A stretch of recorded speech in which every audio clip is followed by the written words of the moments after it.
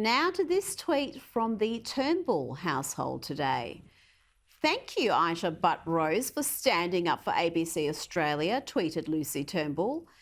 An independent ABC is one of our great Australian institutions. It must be treasured and protected, not interfered with or destroyed by our governments of the day. Silencing it would be a major act of political censorship.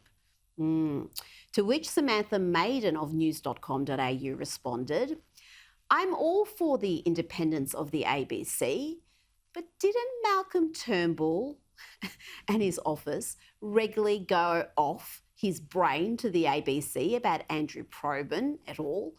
Turnbull and his office certainly did. After all, Andrew Probyn, the ABC's political correspondent, is an example both of the ABC's leftist culture and a national broadcaster's attitude to complaints.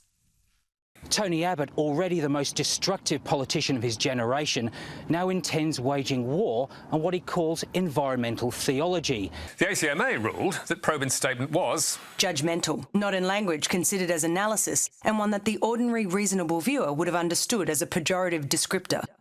The ACMA's finding upheld a complaint from an anonymous viewer who had initially approached the ABC but not got satisfaction. And what about Mr Abbott? What did he reckon?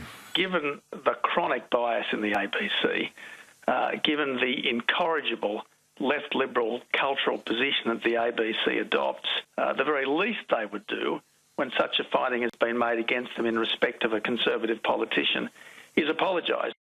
But not much chance of that, because the ABC hasn't even bothered to report the ACMA finding, which it really should have done.